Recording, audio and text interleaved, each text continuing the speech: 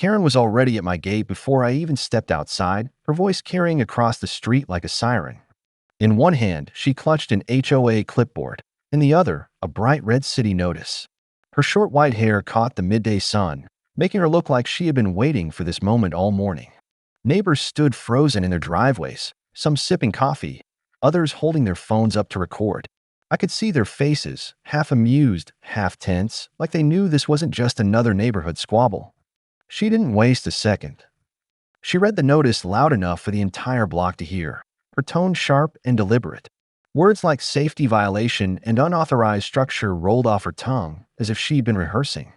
Behind her, I caught a glint of blue through the wooden slats of the fence. My pool shimmered under the sun, perfectly clean, the sound of the filter running steady and calm, a stark contrast to the storm building on the street.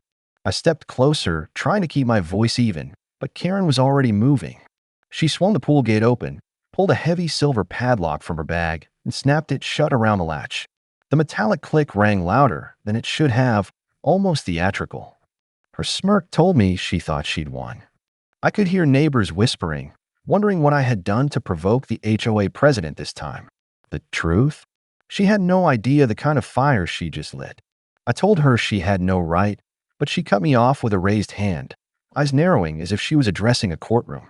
She said the pool was now closed until further notice. She promised daily fines if I didn't comply, her words landing like small hammers. I could feel the heat in my chest, not just from anger, but from the knowledge of what she didn't know, something that could turn this entire situation upside down. Karen turned to leave, tucking the notice under my gate where it fluttered against the iron bars. She moved down the street, still lecturing anyone who would listen about community standards and her duty to keep the neighborhood safe. But as she walked, I noticed heads turning in the opposite direction. A black SUV had just turned a corner, sunlight flashing across its tinted windows. It slowed to a crawl, the engine purring low. People on the sidewalk stepped back instinctively, their eyes tracking the vehicle like they sensed importance in its approach. The timing was almost too perfect. Karen glanced at the SUV, clearly unimpressed, and kept moving. I stayed still, watching as the vehicle rolled closer. The driver's window lowered just enough for a shadowed face to be seen. My heart beat faster. I knew that silhouette. I knew exactly why they were here. And if Karen kept walking away without realizing it, she was about to miss the most important moment of her year. I didn't move. I wanted her to see. I wanted everyone to see. The air felt heavy, the kind of stillness that comes before a breaking point. Neighbors stepped forward from their porches, phones still in hand. Karen was halfway down the block when the SUV finally stopped right in front of my driveway. The driver's door opened slowly. A familiar figure stepped out, dressed casually, but carrying the kind of quiet authority that made every conversation pause. The block had gone silent, save for the faint hum of the pool filter behind the fence. Like, subscribe and comment if you've ever had a neighbor push too far, because what was about to happen next wasn't just payback. It was a lesson Karen would never forget. The man stepping out of the black SUV moved with calm certainty, the kind of presence that didn't need a uniform to command attention. Sunglasses shielded his eyes, a navy polo and worn jeans giving him the look of someone blending in, but every neighbor knew this was no ordinary visitor. It was the mayor, and he was standing in front of my locked pool. Karen froze mid-step when she realized who had just arrived. Her shoulders stiffened, and she turned back slowly, trying to compose her face into something polite. The HOA clipboard was still tucked under her arm, but her grip had tightened. The mayor's gaze swept over the lock on my gate before landing on her. He didn't raise his voice. He didn't have to. His silence alone was enough to make the crowd lean closer. I could see her scrambling internally, deciding whether to stand her ground or soften her approach. She chose the former, stepping forward with an air of authority she believed she owned. She explained to him that the pool was closed for safety violations, speaking as if she were the final authority in this neighborhood. Her voice carried, crisp and confident, but I caught the quick glances she threw toward the growing group of onlookers.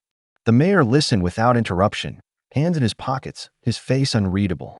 But I knew his thoughts. Just last week, he'd been here, standing on the same patio in swim gear, recovering from an old injury in my pool's warm, private water.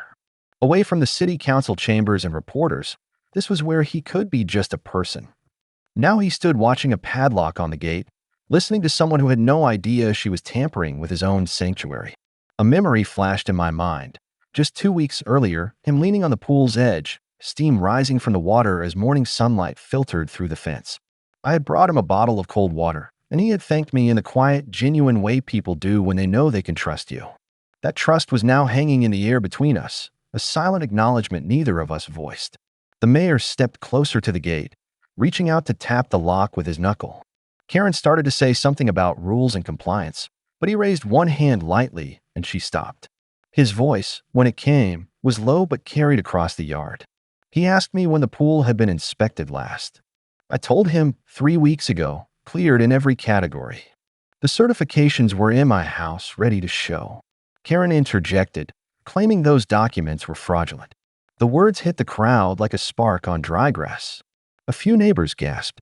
The mayor's head tilted slightly, just enough to signal that the tone of this conversation had shifted. For a moment, the street felt like a courtroom. Karen stood like a prosecutor making her case. The mayor stood like a judge deciding the outcome. And I stood between them, knowing that the truth was about to break the balance. The mayor didn't argue.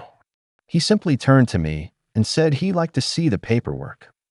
I nodded and stepped toward my front door, but I kept my eyes on Karen. She tried to mask her unease, but her hand fidgeted against the clipboard, tapping a rhythm that betrayed her nerves. As I reached the door, I heard the faint sound of someone unlocking their phone camera. More people were recording now, catching every word, every look. The mayor remained by the gate, still studying the lock as though it held the answer to a larger question. Karen shifted her weight, clearly wanting to speak again but unable to find the right tone. The quiet tension was almost louder than her earlier shouting. Like, subscribe, and comment if you've ever seen someone so sure their own authority suddenly realize they might not be in control at all, because what the mayor was about to say next would turn this entire block into a stage. By the time I came back with a folder of official inspection reports, Karen had already shifted into a full offensive. She was standing near my mailbox, addressing a small knot of neighbors like she was delivering a victory speech. Her tone was clipped and deliberate, every sentence loaded with words like unsafe, dangerous, and non-compliant. She held her HOA clipboard like it was a badge of honor, flipping papers for emphasis. I walked past her without engaging, holding the folder high so everyone could see. The mayor stepped forward to take it, opening the first page with a careful glance. Sunlight caught the embossed city seal on each document, every page signed and dated less than a month ago. The pool wasn't just compliant, it exceeded every safety requirement. Karen leaned in, peering over his shoulder, and shook her head. She accused me of fabricating the documents, her voice carrying enough venom to make a few people in the crowd murmur uncomfortably. One neighbor shifted from foot to foot, glancing at me like they weren't sure who to believe. The mayor didn't raise his voice. He simply asked Karen if she had proof of her claims. She hesitated, then launched into a list of supposed noise complaints and reports of after-hours swimming. My jaw tightened. Every one of those complaints had come from her own address. I stepped closer, the tension between us crackling in the summer heat. I told her she had crossed a line. She countered with a threat, daily fines until the pool was drained and filled in. She smiled faintly as she said it, as though picturing the empty shell where the water now glittered. That was when I decided she had gone far enough. I told her I had something that would end this argument before it started. She raised an eyebrow, clearly expecting me to bluff. The mayor glanced at me, reading the conviction in my face. I walked back toward my house, unlocked the door, and returned moments later with a small black flash drive. I held it between two fingers for everyone to see. Karen's eyes followed it like she knew it was dangerous. I told her it contained security footage from last week, footage that showed exactly how those supposed safety violations had appeared. A ripple went through the crowd. People leaned closer. The mayor's expression stayed calm, but his eyes sharpened. Karen's forced composure cracked just slightly, her lips pressing into a thin line. I didn't play the footage there on the driveway. I told her it would be better for everyone to see it together, in one place at one time. That way there would be no doubt. The mayor nodded in agreement, and the implication hung in the air. Whatever was on that drive would speak louder than any of us. Karen crossed her arms, trying to look unshaken, but her tapping fingers betrayed her. She muttered something about harassment, but her voice had lost the sharp edge it carried earlier. Neighbors exchanged glances. Some of them, the ones who had been neutral, now seemed to lean toward my side. The balance in the street had shifted, and Karen could feel it. But she wasn't done. She warned that the HOA had more authority than I realized. She said there would be an emergency board meeting, and that I should prepare myself for the outcome. Her attempt at control didn't land the way she intended. Instead, the announcement only fed the anticipation building among the neighbors. The mayor stood silent, but I could tell he was calculating every step of what was about to happen next. Like, subscribe and comment if you've ever watched someone push so far they don't see the edge coming, because the edge was right in front of Karen, and she was about to take a step she couldn't undo. The room was quiet except for the faint hum of my laptop as I plugged in the flash drive. The mayor stood behind me, arms folded, his expression unreadable, but his focus locked on the screen. Karen was there too, leaning against the far wall with her HOA clipboard clutched to her chest, her jaw tight. She hadn't said much since we agreed to watch the footage, but her eyes kept darting toward the exit like she was already planning her retreat. The video began with a static shot of my backyard at night. The pool lights cast a pale blue glow over the water, and everything was calm. Then a shadow moved into the frame. The clarity of the footage left no doubt it was Karen. She moved with purpose, stepping right up to the fence where the safety signs hung. One by one, she unscrewed them and set them on the ground, glancing over her shoulder as if checking for witnesses. A low murmur spread through the small group of neighbors who had come to see what all the tension was about. I heard someone whisper her name in disbelief. The mayor said nothing, but his jaw tightened. On the screen, Karen lifted the last sign and carried it out of frame. Minutes later, she returned with a small metal tool and scratched along the gate latch, making it look worn and unstable. When the footage ended, there was a long pause. Karen finally spoke, her voice strained but still trying for control. She said it was all for the good of the community, that sometimes rules had to be bent to protect people. The words didn't match the actions everyone had just seen, and it only made the silence heavier. I turned to face her fully. I told her this wasn't about safety. It was about power. And that power had consequences. That was when I dropped the second truth. Her ex-husband, a former city inspector, had already seen the footage and was ready to testify about her long history of bending HOA rules to target people she didn't like. Her eyes widened just slightly before she forced them back to a neutral stare. The mayor glanced at me, then at Karen, his patience wearing thin. He didn't need to raise his voice for the room to feel the weight of his words. He said the HOA's actions were under review, and that tampering with property wasn't something the city took lightly. Before anyone could respond, my phone buzzed on the table. I glanced down at the screen and saw a new message from an unknown number. All it said was emergency HOA meeting. Clubhouse. Tonight. Mandatory attendance. I showed it to the mayor, and he nodded once. Karen straightened, her confidence flickering for the first time all day. She announced that this was the opportunity for me to present my case formally, though her tone suggested she thought the outcome was already decided. Neighbors exchanged looks, some curious, others eager. The tension that had been simmering in the street was now packed into a single event on the horizon. I knew exactly what I was bringing to that meeting. And so did Karen. Like, subscribe, and comment if you've ever seen the moment someone realizes the trap they set is now closing around them, because that's where we were headed, and the next move would be in front of the entire neighborhood. The HOA clubhouse was already full by the time I arrived. Rows of folding chairs faced a long table at the front, where Karen stood in the center, papers spread out like the opening act of a courtroom drama. Sunlight streamed in through the large windows, lighting the dust in the air, and every seat was filled with neighbors leaning forward, ready for the show. The hum of low conversation filled the space until Karen tapped the microphone. She launched into her speech immediately, her voice carrying the same edge it had outside my house. She spoke of community safety, rising maintenance costs, and the supposed recklessness of certain residents. She didn't use my name at first, but her gaze kept returning to me like she was daring me to interrupt. I didn't move. I waited. The mayor, sitting 2 seats away from me in the front row, also stayed still, his hands folded calmly in his lap. Karen's words grew sharper, her tone more pointed, until she finally gestured directly toward me and declared that my pool was an ongoing threat to the neighborhood's safety. The room went quiet for a beat. That was my cue. I stood, walking to the front with steady steps, the flash drive in my pocket like a loaded card waiting to be played. Conversations hushed as I stopped next to her and asked to use the projector. Karen hesitated, clearly not wanting to lose her momentum, but the mayor's slight nod made her step aside. I plugged in the drive. The screen came alive with the security footage from my backyard. The first image of Karen in the glow of my pool lights sent a ripple through the crowd. Her figure moved across the screen, removing the safety signs, placing them on the ground, and tampering with the latch. Every detail was crisp, undeniable. Gasps filled the room. Some people leaned back, others leaned forward, and a few shook their heads. Karen's face had gone pale, but she tried to recover, insisting the footage was taken out of context. The mayor stood then, his voice calm but firm. He said the footage spoke for itself, and that property tampering violated both HOA bylaws and city ordinances. The silence after his words was heavy. Karen opened her mouth to speak again, but a voice from the back cut through. It was one of the board members, saying they could no longer support her actions. The statement landed like a stone in still water, sending ripples of murmurs through the room. The mayor stepped forward, addressing the board directly. He explained that the HOA's authority had limits, and that in this case, they had crossed them.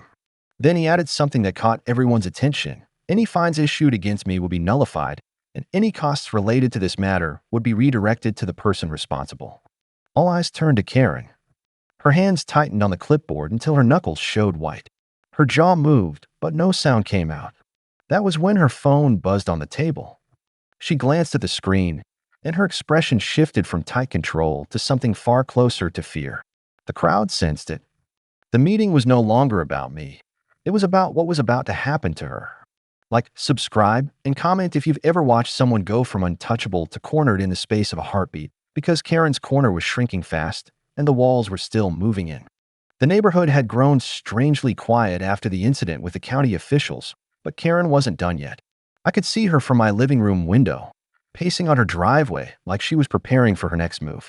Her short white hair was catching the afternoon sun, and she kept glancing toward my house with that familiar mix of irritation and determination. I knew her well enough by now to understand she was planning something. I went about my work in the backyard, reinforcing the fence line and checking the irrigation system for the orchard. The sound of distant car doors caught my attention. I turned just in time to see a white HOA-marked SUV stop at the end of my driveway. Karen was right behind it, almost jogging to keep up with the man stepping out. He wore a neatly pressed polo with the HOA logo and carried a clipboard like it was a weapon. "Here he is," Karen said, pointing directly at me before the man even introduced himself. "This is the one who's been violating Section 8C of community regulations."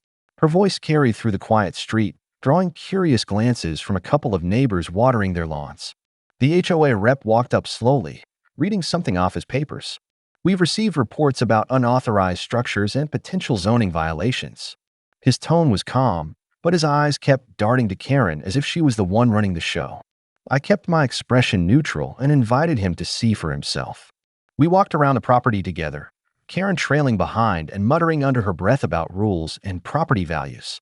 I opened the shed where my tools were stored, showed him the documented permits pinned neatly on the wall, and even provided a copy of the county inspection that had passed without issue just 2 weeks ago. He examined everything closely, nodding as he compared the paperwork to his notes. Karen couldn't stand the silence. "This isn't just about permits," she blurted out. "It's about the fact that this place doesn't match the neighborhood standard." Her voice cracked slightly, and I caught the flicker of frustration in her eyes. The HOA rep closed his folder. "Ma'am, as far as I can see, everything here is compliant. There's nothing further we can enforce." Karen's jaw dropped, and her face flushed a deep red. She stood frozen, as if she couldn't process the fact that her latest attempt had failed in front of witnesses. I walked the rep back to his vehicle, shaking his hand and thanking him for his time. Karen was still rooted to the spot when I passed her, and for a moment, I thought she might finally give up. But the tightness in her posture told me otherwise. She wasn't finished, not yet. Later that evening, as the golden light faded over the rooftops, I saw her porch light flick on. She sat outside with a phone in her hand, scrolling and typing with sharp, deliberate movements. The shadows stretched long across the street, and a knot formed in my stomach. I didn't know exactly what her next plan was, but I knew it wouldn't be small. And this time, I had a feeling she was going beyond HOA channels. The sirens faded into the distance, leaving behind a heavy silence that wrapped around the neighborhood. People began to disperse slowly, still whispering about what they had just witnessed. I stood there for a moment, letting the cool evening air wash over me. The tension in my chest finally loosened, but my hands were still curled into fists at my sides. It was over, at least for now. Karen's house was dark, her porch light off for the first time in years. No more pacing figure glaring through blinds. No more clipboard scribbles. The HOA meetings she ruled over like a court of law had collapsed in a single night. My name, once called out with hostility in every agenda, was no longer on any list. She was gone from this street, and with her, the fear and intimidation that had hung over all of us. But I didn't feel victorious. Not exactly. There was a hollow sort of relief, like winning a battle you never wanted to fight in the first place. I walked back toward my own home, and as I passed the old oak in my front yard, I noticed a small envelope taped to the trunk. My name was scrawled across it in unfamiliar handwriting. I tore it open and unfolded the paper inside. It was a short note, just a few lines, asterisk, thank you. You didn't just stand up for yourself, you stood up for all of us. We were too afraid to speak. Now we can breathe again. Asterisk, no signature. No clue who had written it. But it didn't matter. For the first time in months, I felt the neighborhood was truly mine again. Over the next few days, the street changed in ways I hadn't expected. People who used to keep their heads down now waved from their driveways. Kids played in the cul-de-sac without being chased off for noise violations.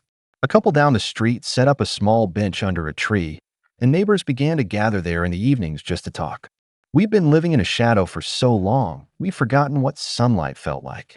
One evening, as the sun dipped low and the sky turned gold, a man from 3 houses down approached me. He was holding a box. Found this in the HOA storage unit before they shut it down, he said with a faint grin. Inside were stacks of files, complaints, notices, letters. All the paper Karen had used to keep control. I looked at them for a moment, then carried the box to my backyard fire pit. One by one, we fed the pages to the flames, watching them curl and vanish into smoke. By the time the fire burned down to glowing embers, the stars had come out. I sat there alone for a while, listening to the quiet. Not the tense, waiting kind of quiet, the peaceful kind. I thought about everything that had happened, about the lines Karen had crossed, and about the way one person's greed for control could make an entire street feel small. I knew there would always be people like her in the world. People who thrived on fear and authority. But I also knew that when you stood up to them, you took away the only real power they had. And that was something worth remembering. When I finally went inside, I didn't look back. I didn't need to. The street was alive again, and this time it was going to stay that way.